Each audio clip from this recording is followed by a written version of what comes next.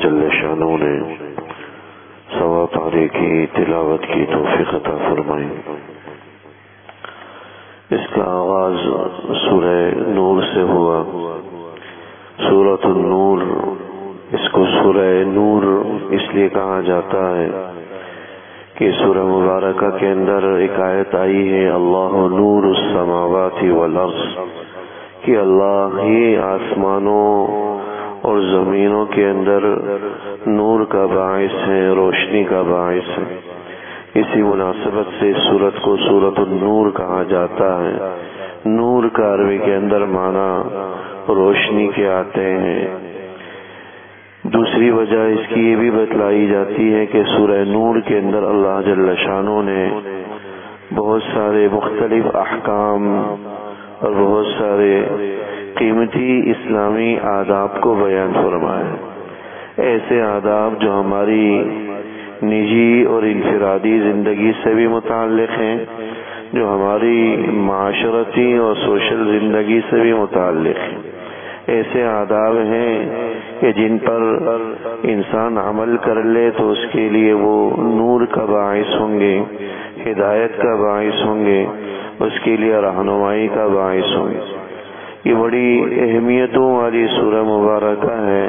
بہت سارے حضرات صحابہ، حضرت عمر رضی اللہ تعالی عنہ، حضرت سیدہ عائشہ رضی اللہ تعالی عنہ بالخصوص خواتین کو اہتمام سے تلقین کرتی تھی کہ اپنی خواتین کو سورہ نور سکھلایا کرو کہ اس کے اندر اللہ جل شانہ نے عفت، عصمت اور پاک دامنی کے مختلف آداب بیان فرمائے، اور ان احکام اور وہ چیزیں آداب بتلائی گئی ہیں جو عفت اور عصمت کے خلاف ہیں۔ اگر کسی سے کوئی ایسا واقعہ، حرکت سرزد ہو جائے جو عفت، عصمت اور پاک دامنی کے خلاف ہو تو اس پر جو شرعی سزائیں ہیں اللہ جل شانہ نے ان کا بھی ذکر فرمایا۔ اس صورت کے آغاز ہی کے اندر پہلا جو حکم نازل فرمایا گیا وہ بدکاری یا زنا سے متعلق ہے۔ اس کا حکم اگر وہ غیر شادی شدہ ہوں تو ان کو 100 کوڑے مارنے کا، جس کو سنگساری کہا جاتا ہے، یہ سزا بتلائی گئی، اور اگر وہ شادی شدہ ہوں تو ان کی سزا رجم، ان کی سزا جو ہے سنگساری، رجم سنگساری ہے۔ غیر شادی شدہ کی جو سزا، شادی شدہ کی جو سزا ہے وہ رجم ہے، سنگسار، پتھر مار کر ہلاک کرنا ہے، اور غیر شادی شدہ کی جو سزا بیان کی گئی ہے وہ 100 کوڑے ہیں، 100 مرتبہ ان کے جسم پر، بدنوں پر کوڑے مارے جائیں گے۔ یہ اللہ جل شانہ نے بدکاری کی اور زناکاری کی سزا اس سورہ مبارکہ کے اندر بیان فرمائی۔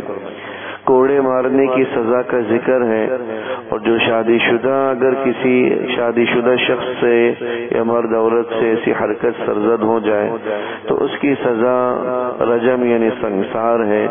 احادیث مبارکہ کے اندر کثرت کے ساتھ اس کا حکم تواتراً آتا ہے، اس لیے علماء نے یہی تفصیل بدکاری کی سزا کے حوالے سے بیان فرمائی۔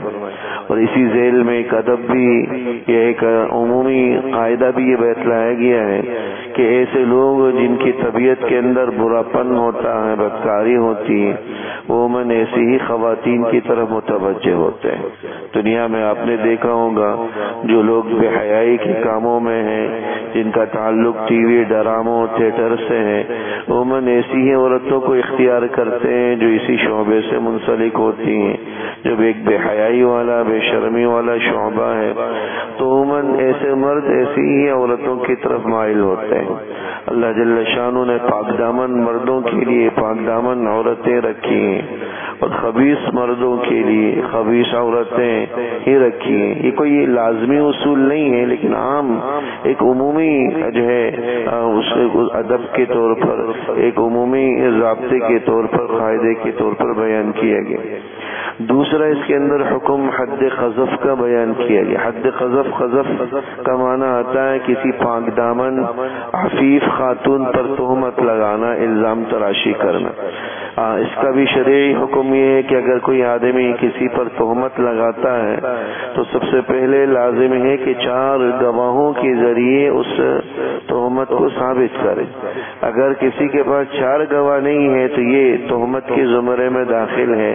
پھر ایسے تہمت لگانے والے کے لیے حکم ہے کہ اس کو 80 کوڑے لگائے جائیں. اور اس کے لیے حکم بیان کیا گیا وَلَا تَقْبَلُوا لَهُمْ شَهَادَةً أَبَدًا، کہ اتنا بڑا گناہ ہے کہ ان کی تا حیات کبھی گواہی قبول نہیں ہوتی. کہ کسی معاملے میں اگر ان کو گواہ بنایا نہیں جا سکتا، چونکہ گواہ وہ آدمی ہوتا ہے جو شرعاً خود جو ہے اس قسم کی الزام تراشیوں سے بچا ہو، یقیناً دوسروں پر جو غلط بیانی کرتا ہو تو جھوٹی گواہی سے بھی دریغ نہیں کرتا. اسی صورت کے اندر جو تیسرا حکم بیان کیا گیا وہ لعان کا ذکر ہے. لعان کا معنی آتا ہے لعنت کرنا. یہ حکم وہاں ہوتا ہے جہاں پر کوئی شخص اپنی بیوی پر اس قسم کا کوئی الزام لگائے اور اس کے پاس بھی شرعی گواہ 4 مرد گواہ موجود نہ ہو، تو وہاں پر اب حکم ہے کہ وہ دونوں ایک دوسرے پر لعنت کے الفاظ کے ساتھ قسم کھائیں. پھر جب یہ 4 دفعہ یہ قسمیں کھا لیتے ہیں لعنت کے الفاظ کے ساتھ کہ ان لعنت اللہ علیہ ان کان من الکاذبین، مرد یہ قسمیں کھاتا ہے کہ اللہ کی لعنت ہو اگر میں جھوٹا ہوں. اسی طرح انہی الفاظ کے ساتھ 4 دفعہ عورت بھی قسم کھاتی ہے کہ ان غضب اللہ علیہ، اللہ کا غضب و لعنت ہو ان کان من الصادقین، کہ اگر یہ مرد سچوں میں سے ہے، یعنی اگر یہ سچائی بیان کر رہا ہے. تو ان الفاظ کے ساتھ لعنت قسم کھانے کا حکم دیا گیا، اس کو لعان کہتے ہیں. اور جب یہ 4 دفعہ یہ الفاظ مرد عورت ادا کر لیتے ہیں تو پھر حکم ہوتا ہے کہ اسلامی حکومت یا قاضی یا جج ان کے درمیان تفریق اور علیحدگی کر دے اور ان کے درمیان نکاح کو ختم کر دے، فسخ کر دے. یہ 3 احکام ایسے ہیں جن کا تعلق بے حیائی والے کاموں بدکاری کے ساتھ ہے. ان شرعی حدود کا نفاذ وقت کی ضرورت ہے. جب تک یہ نفاذ ان حدود کا نہیں ہوگا ہمارے معاشرے کے اندر اس قسم کے درندے کھلے عام پھرتے رہیں گے جو عفیف پاک دامن عورتوں کے لیے ضرر کا اور ان کی عفت اور پاک دامنی کو ختم کرنے کا باعث ہوں گے. ایسے ایسے واقعات میڈیا کے ذریعے آتے ہیں کہ جو درندگی اور بے حیائی پر مشتمل ہوتے ہیں.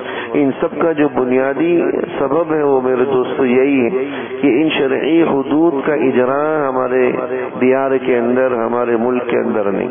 جب ان حدود کا اجراء اور نفاذ ہوگا تبھی جا کر اس قسم کے درندوں کا صفایا ہو سکے گا اور اس قسم کے بے حیائی والے امور کا سد باب ہو سکے گا، ازالہ ہو سکے گا.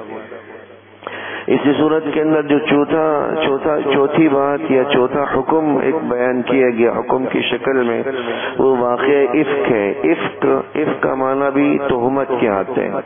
اس واقعے کا تعلق حضرت سیدہ عائشہ رضی اللہ تعالی عنہ کی ذات گرامی سے ہے. ایک غزوے سے واپسی کے موقع پر، غزوہ بنو المصطلق کہا جاتا ہے، واپسی کے موقع پر حضرت سیدہ عائشہ رضی اللہ تعالی عنہ ساتھ تھی. واپسی میں یہ ہوا کہ ایک جگہ جب لشکر نے پڑاؤ ڈالا تو حضرت عائشہ رضی اللہ تعالیٰ عنہ اپنی حاجت کے لیے گئی اور وہاں سے واپس آ کر چونکہ اونٹ کی سواری تھی اور خواتین کے لیے ایک کمرہ نما ایک عروسی ایک جو نا وہ بنایا جاتا تھا اونٹنی کے اوپر یا اونٹ کے اوپر، اس میں ہی خواتین پردے کے ساتھ بیٹھتی تھی. حضرت عائشہ رضی اللہ تعالیٰ عنہ چونکہ ہلکی پھلکی بھی تھی اس لیے جب وہ چلا تو لوگ سمجھے کہ شاید ام المؤمنین اپنے جو ہے نا اس میں اونٹنی پر سوار ہیں اور اس جو کمرہ ان کا بنایا ہے اس میں موجود ہیں. لیکن اتفاق سے حضرت سیدہ عائشہ رضی اللہ تعالی عنہ ان کا ایک ہار گم ہو چکا تھا، اسی کو تلاش میں وہیں رہ گئی تھی. نتیجہ قافلہ آگے چل پڑا. جب حضرت عائشہ رضی اللہ تعالی عنہ وہاں پر پہنچی تو دیکھا کہ سارے لوگ تو روانہ ہو چکے ہیں، تو وہیں پر آپ انتظار کر کرنے لگے۔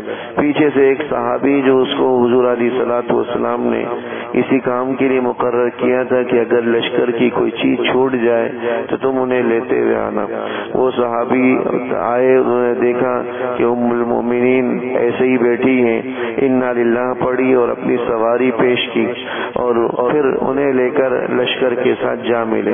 منافقین کے لیے یہ بات تہمت کو اچھالنے کا ذریعہ بنی اور انہوں نے حضرت سیدہ عائشہ رضی اللہ تعالی عنہ کی عفت اور پاک دامنی پر الزام تراشیاں شروع کی۔ اللہ جل شانہ نے ان آیات کے اندر آیت نمبر 11 سے لے کر آگے 10 آیتوں تک حضرت سیدہ عائشہ رضی اللہ تعالی عنہ کی عفت اور پاک دامنی کو بیان کیے اور ایسے لوگوں کو تنبیہ کیے، یعظکم اللہ ان تعودوا لمثلہ، اللہ تمہیں نصیحت کرتا ہے آئندہ اس قسم کی حرکت سے باز رہنا۔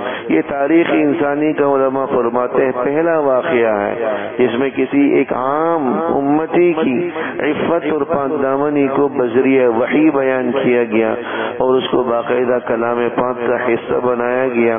یہ حضرت سیدہ عائشہ رضی اللہ تعالی عنہ کے اعزازات میں سے بھی ہے، خصوصیات میں سے بھی ہے کہ ان کی عفت اور پاک دامنی کی گواہی خود اللہ جل شانہ دے رہے ہیں تاکہ رہتی دنیا تک کے لیے آپ کی عفت اور پاک دامنی پر مہر لگ جائے اور کوئی منافق، کوئی بدخماش، کوئی بد کردار شخص ان کے کردار پر اور ان کی عفت اور پاک دامنی پر انگلی اٹھانے کی جرت نہ کر سکے۔ 10 آیتیں اللہ جل شانہ نے اس سورہ مبارکہ کے اندر نازل فرمائی۔ 5واں حکم کے طور پر اللہ جل شانہ نے آیت نمبر 27 سے گھر میں داخلے کے آداب بیان فرمایا کہ لا تدخلوا بیوتا غیر بیوتکم حتی تستأنسوا، کہ جب بھی کسی کے گھر میں داخل ہونا ہو تو بنا اجازت داخل نہ ہو، پہلے اجازت لیں اور پھر ایک طرف کھڑے ہو کر اندر داخلے کا انتظار کریں۔ یہ بھی نہیں کہ اجازت لینے کے لیے دروازہ کھٹکھٹایا اور دروازے کے سامنے ہی کھڑے ہو گئے، کیونکہ جیسے ہی دروازہ کھلے گا تو نگاہ اندر چلی جائے گی اور جب نگاہ ہی اندر گھر کے اندر پڑ گئی تو پھر اجازت کا کوئی فائدہ باقی نہیں بچتا۔ اس لیے ادب بتلایا گیا کہ پہلے اجازت لیں اور اجازت کا طریقہ بھی یہی ہے کہ دروازہ نوک کرنے کے بعد یہ گھنٹی جو ہے نا بجانے کے بعد، بیل بجانے کے بعد انسان ایک طرف ہو کر کھڑے ہوں تاکہ اگر اچانک سے دروازہ کھلے تو نگاہ گھر کے اندر نہ پڑے اور گھر کے اندر گھر کی خواتین اور مستورات پر نہ پڑے۔ یہ سب آداب ہیں جن کا تعلق عفت اور پاک دامنی کے ساتھ، کیونکہ انسان کی نظریں اگر محفوظ رہیں گی تو اس کے خیالات وساوس محفوظ رہیں گے۔ جب اس کے خیالات وساوس محفوظ رہیں گے تو اس قسم کے بے حیائی والے جذبات پیدا نہیں ہوں گے اور نہ ہی وہ بے لگام ہوگا اور بے حیائی کا مرتکب ہوگا۔ اسی ذیل میں اللہ جل شانہ نے چھٹا جو ادب نظروں کی حفاظت کا بیان فرمایا کہ وہ مردوں عورتوں دونوں کے لیے حکم دیا گیا، قل للمؤمنین یغضوا من ابصارهم، کہ آپ ایمان والے مردوں کو یہ حکم دیجئے کہ اپنی نگاہوں کی حفاظت کریں، وقل للمؤمنات یغضضن من ابصارهن، آپ ایمان والی عورتوں کو بھی حکم دیں کہ وہ بھی اپنی نگاہوں کی حفاظت کریں۔ اس سے پتہ چلا کہ نگاہوں کی حفاظت کا حکم صرف مردوں کے لیے نہیں، یہ حکم عورتوں کے لیے بھی ہے کہ عورتیں بھی اپنی نگاہوں کی حفاظت کریں۔ جس طرح یہ حکم مردوں کے لیے ہے ایسے ہی اللہ جل شانہ نے یہ حکم عورتوں کے لیے بھی رکھا۔ تو جس طرح مردوں کو نامحرم خواتین کو دیکھنا جائز نہیں، نہیں باہر عام اس میں، نہیں موبائل، ٹی وی اور اس قسم کے آلات کے اندر، اسی طرح عورتوں کے لیے بھی یہ حکم ہے کہ ان کی نگاہ نامحرم مردوں پر نہ پڑے، نہیں آپ عام باہر کی زندگی میں دے سکتے ہیں، نہیں اس قسم کے آلات کے ذریعے، نہیں کسی عالم مولوی صاحب کے بیان کی آڑ میں ان کو دیکھنا یا ان کی طرف نگاہ اٹھانا شرعاً جائز ہے۔ آپ کہیں کہ نہیں ہمارے تو دل صاف ہے، یہ سب شیطانی ڈھکوسلے ہیں انسان کے اندر۔ طبعاً اللہ جل شانہ نے اس قسم کا میلان رکھا ہے کہ وہ یا تو عورت کی طرف مرد کی طرف مائل ہوتا ہے، یہ سب شیطانی ہتھ کنڈے ہوتے ہیں جو لوگوں کو اس انداز سے بہکاتا ہے کہ ہمارے دل تو بڑے صاف ہیں، ہمیں جو نگاہوں کی حفاظت کرنے کی ضرورت نہیں. اللہ جل شانہ مطلقاً ہی حکم دے کر بتلا رہے ہیں کہ بھائی تمہارے دل صاف ہو یا نہ ہو، لیکن نگاہیں اگر تمہاری بھٹک رہی ہیں تو پتہ چلا کہ تمہارے دل صاف نہیں ہے.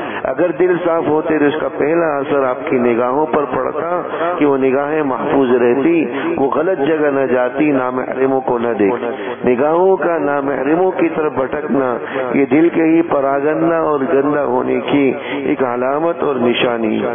7واں ادب پوشیدہ اعضاء اور شرمگاہوں کی حفاظت کا اللہ جل شانہ نے اس کے اندر بیان کیا.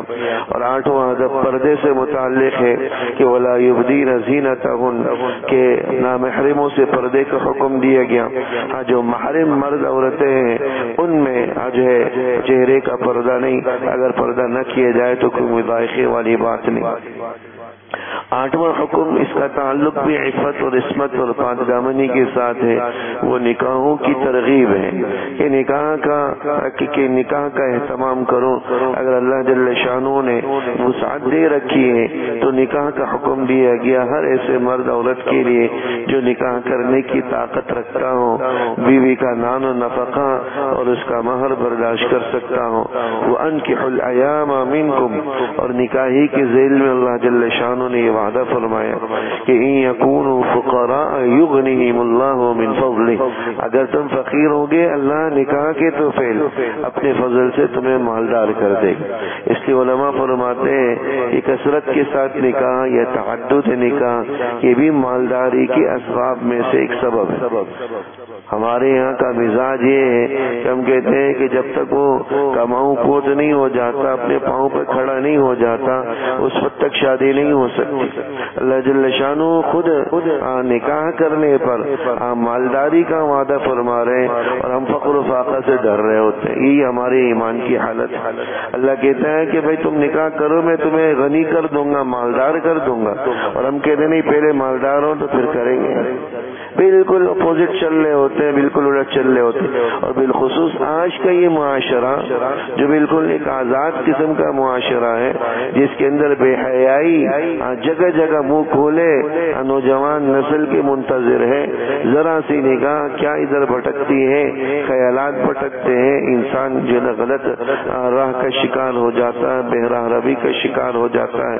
بے حیائی والے آلات عام ہیں، بے حیائی والے اسباب عام ہیں، بے حیائی والی چیزیں عام ہیں جو ہماری نئی نسل کو بہکاوے اور غلط راستے کی طرف لے جا رہے ہیں. اس وقت بھی وقت کا تقاضا یہ ہے کہ ہم اس قسم کی جو باتیں ہیں کہ پہلے پڑھ لکھ لیں اور پہلے جو ہے پاؤں پر کھڑا ہو جائے پھر شادی کر لیں.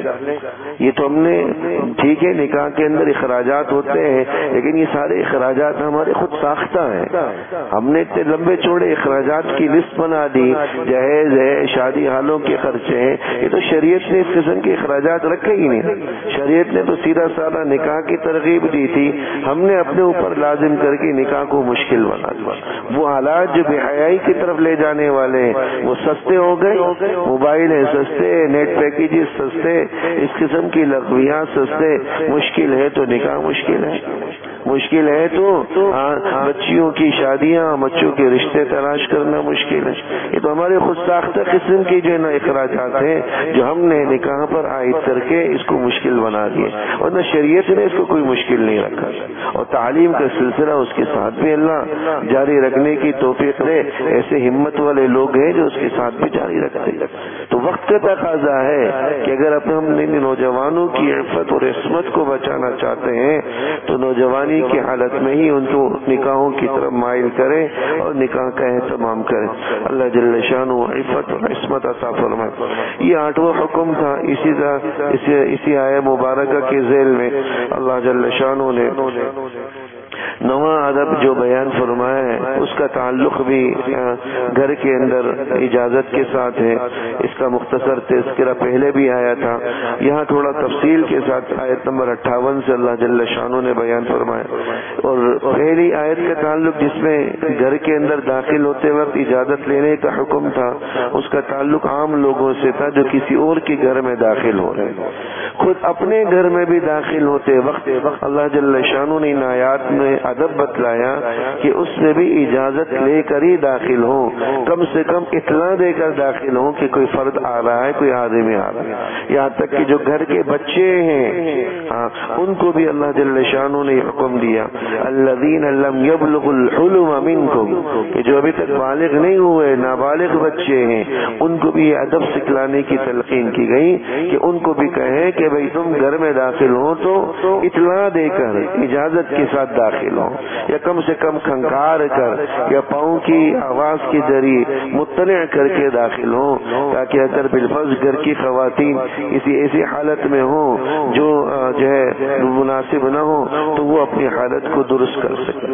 اور بالخصوص ان اوقات میں جو آرام کے اوقات ہوتے ہیں، قرآن کریم نے 3 اوقات بتلائے، من قبل صلاۃ الفجر، فجر سے پہلے کا واقعہ، فجر سے پہلے کا وقت، ظہر کا وقت اور نماز عشاء کا وقت، یہ 3 اوقات چونکہ عموماً آرام کے ہوتے ہیں تو اس میں خصوصیت کے ساتھ اجازت لے کر مطلع کر کے داخل ہونے کا حکم دیے۔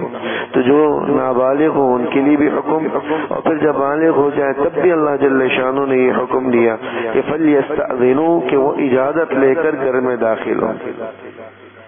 اسی ذیل میں ان بڑی عمر کی خواتین کے لیے یہ حکم ہے کہ وہ اگر اس طرح پردے کا اہتمام نہ کریں جس طرح نوجوان خواتین کے لیے پردے کا، کہ وہ چہرے کا بھی پردہ ہو، ہر قسم کے وہ پردے کے ساتھ اہتمام کریں۔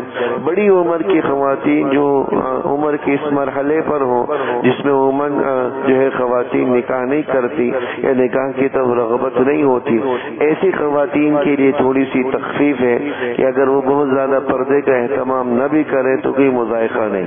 لہذا اگر کوئی آدمی اپنی کسی رشتے کی کوئی بڑی بوڑھی خاتون سے مل رہا ہے اور اس میں پردہ نہیں ہے، اگرچہ وہ محرم نہیں ہے تو کوئی اتنی بڑی مذائقے والی بات نہیں ہے، لیکن دیگر نامحرم خواتین سے جو زیادہ بڑی عمر کی نہ ہو ان سے اہتمام کے ساتھ پردے کی تلقین ہے، اگرچہ وہ قریبی اعزہ ہی میں سے کیوں نہ ہو، لیکن اگر وہ نامحرم ہے تو پردہ لازمی ہے، پردہ وہاں پر بھی ضروری ہے۔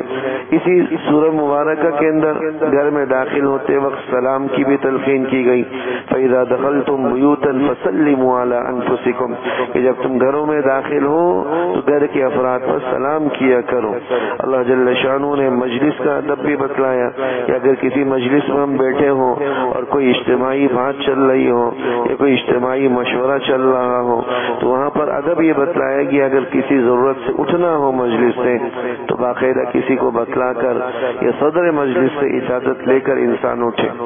اسی سورہ مبارکہ کے اندر ایک ادب حضور نبی اکرم صلی اللہ علیہ وسلم سے متعلق یہ بتلایا گیا کہ لا تجعلوا دعاء الرسول بینکم کدعاء بعضکم بعضا۔ حضرات صحابہ کو یہ تلقین کی گئی کہ تم جس طرح ایک دوسرے کو ناموں سے پکارتے ہو اس طرح حضور نبی اکرم صلی اللہ علیہ وسلم کو نام لے کر آواز نہیں دیا کرو۔ بہت سے دیہاتی ایسے ہوتے تھے جب حضور کے پاس آتے تو یا محمد کہہ کر نام لے کر پکارا کرتے تھے، حالانکہ بڑوں کے لیے عام ادب بڑوں کے لیے بھی یہی ہے کہ نام لے کر پکارنا یہ ادب کے خلاف سمجھا جاتا۔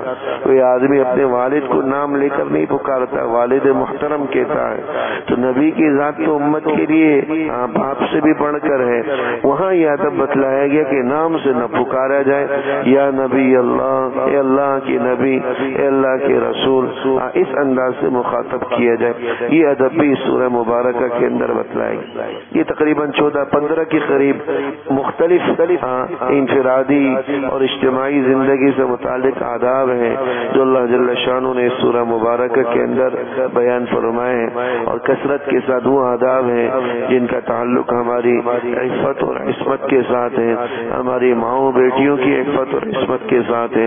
خواتین کو اس حوالے سے متوجہ کریں، یہ سورہ مبارکہ کو پڑھا کریں، اس کے ترجمے کو سیکھیں اور تفاسیر کے اندر اس کی تفصیلات کا مطالعہ کریں، بالخصوص معارف القرآن جو حضرت مفتی محمد شفیع صاحب رحمہ اللہ کی تفسیر ہے، کم از کم اس تفسیر کے اندر ہم اس سورہ مبارکہ کی تفصیل کا مطالعہ کریں۔ رمضان المبارک کے اندر اس سورت کی تفسیر اور تفصیل کی سمجھنے کی اپنی خواتین کو ترغیب ہے۔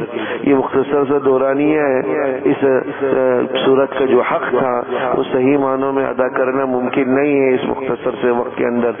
ہم نے صرف اشارتاً یہ آداب بتلائے ہیں، ورنہ اس کی ذیل میں بڑی اہم تفصیلات ہیں جو مفصل اور بڑی تفسیروں کے اندر موجود ہیں. عمل کرنے کی اور مطالعہ کرنے کی ضرورت ہے. گزشتہ تراویح کے اندر جو دوسری سورہ مبارکہ پڑھی گئی وہ سورۃ الفرقان ہے. فرقان کا معنی آتا ہے فرق کرنے والی کتاب. قرآن کریم کو قرآن بھی کہا جاتا ہے. قرآن کا معنی آتا ہے بار بار پڑھی جانے والی کتاب. قرأ عربی زبان میں اس کا معنی پڑھنے کے آتے ہیں. تو قرآن کا معنی ہوتا ہے وہ کتاب جس کو کثرت کے ساتھ پڑھا جاتا ہو، بار بار پڑھا جاتا ہو. اس کو فرقان بھی کہا جاتا ہے. فرقان کا معنی فرق کرنے والی کتاب. یہ قرآن ہی وہ کتاب ہے جو حق اور باطل کے درمیان، ایمان اور کفر کے درمیان فرق کرتی. اس سورہ مبارکہ کو سورہ فرقان اسی لیے کہتے ہیں. اس سورت کے اندر اللہ جل شانہ نے قرآن کریم پر جو مشرکین طرح طرح کے اعتراضات کیا کرتے تھے، اللہ جل شانہ نے ان اعتراضات کو بیان کیا اور ان کی تردید فرمائی. ایک اعتراض قرآن کریم پر مشرکین یہ کہا کرتے تھے، وقال الذین کفروا ان ھذا الا افک افترا، کہ نعوذ باللہ یہ حضور اپنی طرف سے گھڑ کر لے کر آئے، یہ کوئی خود ساختہ کلام ہے، اللہ کا کلام نہیں. اس قسم کی بات کیا کرتے تھے. اللہ جل شانہ نے ان آیات میں انہیں تنبیہ کی، اگر یہ کوئی خود ساختہ کلام ہے تو تم بھی اس جیسی کوئی صورت، کم سے کم اس جیسی کوئی آیت ہی بنا کر پیش کر دو اگر کسی انسان کا بنایا ہوا کلام. اسی طرح کبھی کہتے تھے یہ قصے کہانیوں پر مشتمل کتاب ہے.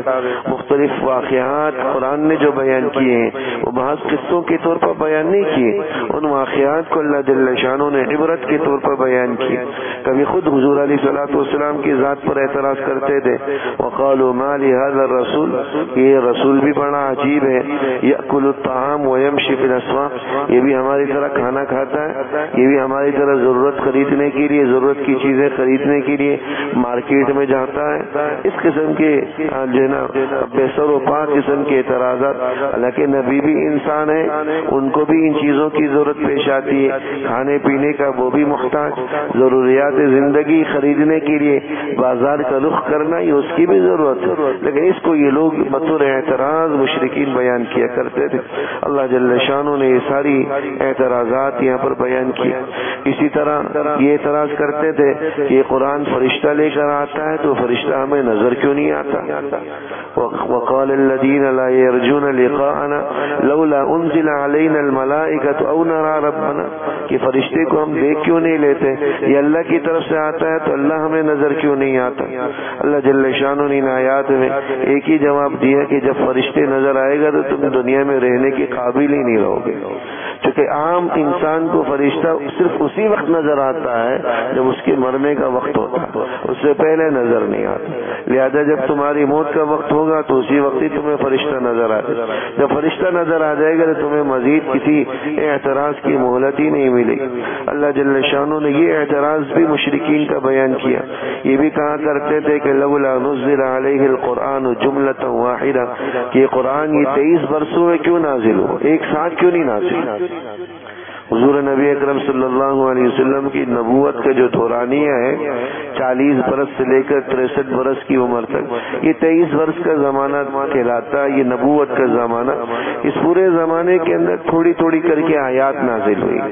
تو یہ اعتراض کرتے تھے کہ وہ ایک دم سے کیوں نہیں نازل ہوا، ایک ساتھ کیوں نہیں نازل ہوا. اللہ جل شانہ نے ان آیات کے اندر اس کا جواب دیا ہے کہ لِنُثَبِّتَ بِهِ فُؤَادَكَ وَرَتَّلْنَاهُ تَرْتِيلًا، ہم نے اس قرآن کو یکبارگی اس لیے نازل نہیں کیا تاکہ، اور تھوڑا تھوڑا کر کے اس لیے نازل کیا تاکہ یہ کلام آپ کے دل میں جم جائے اور اس کو آپ ترتیل کے ساتھ آہستہ آہستہ تھوڑا تھوڑا کر کے اپنی زندگیوں کا معمول بنائیں اور اس کی تلاوت کا اہتمام کریں. تو اس کا پتہ یہی چلا کہ مقصد یہی ہے قرآن کریم کو تھوڑا تھوڑا کر کے نازل کرنے کا، تاکہ یہ اس کی آیات ہمارے دلوں کے اندر جم جائے. اسی سورہ مبارکہ کے اندر اللہ جل شانہ نے نبی کی زبانی کل قیامت کے دن جو قرآن شکوہ کرے گا وہ شکوے کو بھی بیان کیا. وقال الرسول یا ربی ان قوم اتخذوا هذا القرآن مہجورا. کل قیامت والے دن اللہ کے نبی شکوہ کریں گے، اے میرے رب یہ میری قوم ہے جس نے اس قرآن کو چھوڑ رکھا ہے، اس قرآن کو پڑھنا ترک کر دیا. یہ شکوہ اللہ جل شانہ کی بارگاہ میں کل قیامت والے دن اللہ کا نبی کرے گا. اگرچہ علماء فرماتے ہیں کہ اس کا بنیادی تعلق کافروں سے ہے، لیکن ہم ایمان والے بھی تقریباً اس کی مخاطب ہیں، کیونکہ ہم نے بھی اس قرآن کو چھوڑ رکھا. ترک قرآن کو چھوڑنے کی علماء نے مختلف صورتیں بیان کی. قرآن کو چھوڑنے کی ایک صورت تو ہے کہ جس میں قرآن پر ایمان ہی نہ لائے جیسا کہ غیر مسلم ہے، اور قرآن کو چھوڑنے کی دوسری صورت قرآنی احکام پر عمل نہ کرنا، قرآنی تعلیمات پر عمل نہ کرنا، یہ بھی قرآن کو چھوڑنے کے مترادف ہے. علماء نے یہ بھی صورت بتلائی قرآن کو چھوڑنے کی کہ اس میں غور و فکر نہ کرنا، جو آج ہمارا مزاج ہے کہ ہمیں وقت ہی نہیں ملتا کہ قرآن کو سمجھیں، قرآن کی جو ہے نا قرآن میں غور و فکر کریں. اپنے تنازعات کے اندر، اپنے جھگڑوں کے اندر قرآن کریم سے فیصلہ نہ لے لینا، یہ بھی قرآن کو ترک کرنے کی ایک صورت اور شکل ہے جو اللہ جل شانہ نے اس سورہ مبارکہ کے اندر بیان فرمائی ہے. اللہ جل شانہ ہمیں قرآن کے ساتھ جڑے رہنے کی توفیق عطا فرمائے. اس سورت کے آخر میں بالکل اللہ جل شانہ نے 13 مختلف صفات اپنے نیک بندوں کی بیان فرمائی. مشہور آیت کریمہ ہے وعباد الرحمن، کہ رحمان کے بندے، اللہ کے بندے وہ ہیں جن کے اندر یہ صفات پائی جاتی ہیں. مختصراً ان صفات کا عرض کرتا چلوں. یمشون علی الارض ہونا، وہ زمین پر چلتے ہیں تو عاجزی کے ساتھ چلتے ہیں. دوسری صفت بیان کی وَإِذَا خَاطَبَهُمُ الْجَاهِلُونَ قَالُوا سَلَامًا، جاہلوں سے الجھتے نہیں ہیں، بحث مباحثہ نہیں کرتے. تیسری صفت بیان کی وَالَّذِينَ يَبِيتُونَ لِرَبِّهِمْ، رات کو عبادت کا اہتمام کرتے ہیں. چوتھی صفت وَالَّذِينَ يَقُولُونَ رَبَّنَا اصْرِفْ عَنَّا عَذَابَ جَهَنَّمَ، یہ دعائیں کرتے ہیں اللہ ہمیں جہنم کے عذاب سے محفوظ رکھ. پانچویں صفت بیان کی والذین اذا انفقوا، اللہ کے راستے میں خرچ کرتے ہیں. چھٹی صفت بیان کی لا يدعون مع اللہ، اللہ کے ساتھ کسی اور کو نہیں پکارتے. ساتویں صفت ولا يقتلون النفس، کسی کو ناحق قتل نہیں کرتے. آٹھویں صفت ولا يزنون، بدکاری کے قریب نہیں جاتے. نویں صفت بیان کی والذین لا يشهدون الزور، جھوٹی گواہی سے خود کو دور رکھتے ہیں. 10ویں صفت وَإِذَا مَرُّوا، کسی برائی کی مجلس سے گزر ہوتا ہے تو اس سے کنارہ کر جاتے ہیں. ایسی مجالس سے بیٹھنے سے گریز کرتے ہیں جو برائی کی مجلسیں ہیں. 11واں صفت بیان کی اِذَا ذُكِّرُوا بِآيَاتِ رَبِّهِمْ، جب ان کے سامنے قرآنی آیات پڑھی جاتی ہیں تو ان کو غور سے سنتے ہیں. 12ویں صفت بیان کی کہ جو نہ صرف اپنے لیے دعائیں کرتے ہیں بلکہ اپنے اولاد کے نیک صالح ہونے کی دعا کرتے ہیں. یقولون ربنا هب لنا من ازواجنا، اور 13ویں صفت بیان کی کہ اپنے اولاد کے حق میں یہ بھی دعا کرتے ہیں کہ وجعلنا للمتقین اماما، کہ اللہ ہمیں نیک لوگوں کا مقتدا بنا، نیک لوگوں کا پیشوا بنا. یہ 13 صفات بیان کی. اللہ جل شانہ اس صفات کو ہمیں اپنے اندر پیدا کرنے کی توفیق نصیب فرمائے. آخری جو سورہ مبارکہ اس تراویح کے اندر پڑھی گئی وہ سورہ شعراء ہے. یہ بھی تقریباً 227 چھوٹی چھوٹی آیتوں پر مشتمل ہے. شعراء یہ شاعر کی جمع ہے. اللہ جل شانہ نے سورہ مبارکہ کی ایک آیت کے اندر، آیت نمبر 224 کے اندر شاعروں کی مذمت کی. ایسے شعراء جو زمانہ جاہلیت پر مبنی یا عشق مجازی پر مبنی یا ناجائز تفاخر پر مبنی اشعار کہتے تھے، یہ فسق و فجور والے اشعار کہتے تھے، ایسے اشعار کی مذمت کی گئی. ورنہ جو اشعار حکمت بھرے ہوں، نصیحت والے ہوں، عبرت والے ہوں، ان کی حوصلہ افزائی کی گئی ہے. بعض روایات کے اندر آیا کہ ان من الشعر لحکمہ، کہ بعض اشعار حکمت پر مبنی ہوتے ہیں. وان من البیان لسحرا، اور بعض بیان جادو کا سا اثر رکھتے ہیں. اگر وہ اشعار اچھائی کی تعلیم اور ہدایات پر مشتمل ہوں تو اس میں تو کوئی مذائقہ نہیں، لیکن فسق و فجور والے اشعار، عشق ناجائز عشق پر مبنی اشعار، اللہ جل شانہ نے ان کی مذمت کی ہے. اس سورہ مبارکہ مبارکہ کے اندر خاص بات جو ہے وہ مختلف انبیاء کرام علیہ السلام کا تذکرہ ہے، اور ان انبیاء کرام علیہ السلام کی اپنی قوموں کو جو نصیحت ہے اللہ جل شانہ نے ان کا بیان فرمایا۔ حضرت موسیٰ علیہ السلام کا واقعہ، فرعون کے دربار میں جانا، پھر حضرت موسیٰ علیہ السلام کی معجزات، حضرت ابراہیم علیہ السلام کی دعائیں اللہ جل شانہ نے بیان کی، حضرت نوح علیہ السلام، حضرت لوط علیہ السلام، حضرت ہود علیہ السلام، حضرت صالح علیہ السلام، حضرت شعیب علیہ السلام، اور پھر آخر میں خود حضور نبی اکرم صلی اللہ علیہ وسلم کا تذکرہ ہے۔ ان قوموں کا ذکر چونکہ پہلے بھی آ چکا ہے، دوبارہ ان کے تذکرے کی ضرورت نہیں ہے۔ اللہ جل شانہ عمل کرنے کی توفیق عطا فرمائے۔ ربنا تقبل منا انك انت السميع العليم وتب علينا انك انت التواب الرحيم، وصلى الله تعالى على خير خلقه محمد وآله وصحبه اجمعين، آمين برحمتك۔